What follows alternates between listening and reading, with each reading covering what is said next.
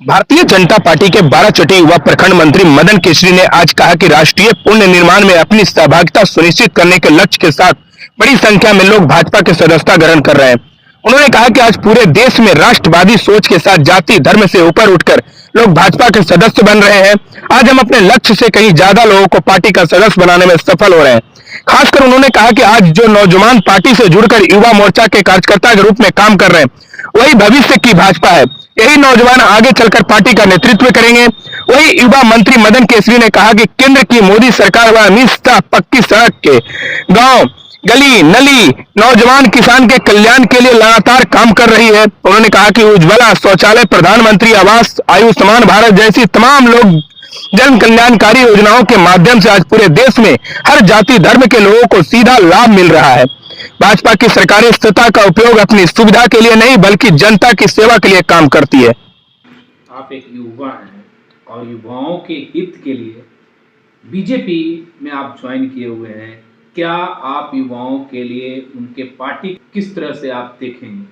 हम एक युवा हैं और युवा सोची के साथ बीजेपी ज्वाइन किए हैं और हमें यही लगता है कि युवा लोग के प्रति बहुत सारे ऐसे काम हैं जो नहीं हो रहे हैं। युवा लोग पढ़ लिख कर और कुछ बनना चाहते हैं, लेकिन सरकार इस पर, बिहार सरकार ध्यान नहीं दे रहे हैं और केंद्र सरकार की तरफ से भी थोड़ा सा कमी है। लेकिन मैं यही चाहूँगा कि मेरे सरकार युवा का सोच सबका साथ और सबका विकास के रुतबे से चल रहा है और यही सोच के साथ एक नेतृत्व युवा के भी सोच पर चलें, यही हम चाहते हैं। बिहार में बीजेपी पर इतना हावी लोग आखिर विपक्ष क्यों? बीजेपी एक ऐसा दल है जो बहुत ही उमड़ कर और एक पूरा मजबूती के साथ आ रहा है और इसी के कारण विपक्ष लोग एक होकर एक को हराने का, मोदी जी को मतलब नीचा करने का, लेकिन सदन में भी नरेंद्र मोदी के द्वारा बोला गया था कि एक अकेला 100 पे भारी। इस पर क्या बोलना चाहेंगे? देखिए, मोदी जी ने खुलेआम ही सदन में बोला है कि एक को गिराने के कारण पूरा विपक्ष लगा हुआ है और वो खुद ही बोले हैं कि एक पर 100 पर भारी है। तो वही चीज़ है, जैसे बिहार में एक फिल्म भी निकला था, एक बिहारी 100 पर भारी, लेकिन वही चीज़ केंद्र सरकार मेरे मोदी जी के तरह बहुत उमड़े हुए एक चट्टान की तरह हैं जो हिलने वाले नहीं हैं।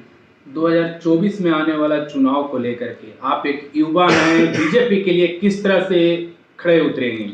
हम एक युवा हैं और बीजेपी के लिए बहुत ही, मेरे तरह बहुत सारे युवा का ही एक ही सोच है कि नरेंद्र मोदी ही एक सबसे बेस्ट और युवा के सोच और माँ बहनों का सोच के लिए आगे हैं और एक अच्छा हैं और वो 24 में पूरे दम थम के साथ फिर से आ रहे हैं। इसको कोई रोकने वाला नहीं है। क्या लगता है इस बार बीजेपी में बिहार से नीतीश कुमार जो मुख्यमंत्री के पद पर हैं, वो भी प्रधानमंत्री के लिए भी चुनावी मैदान में भी हैं?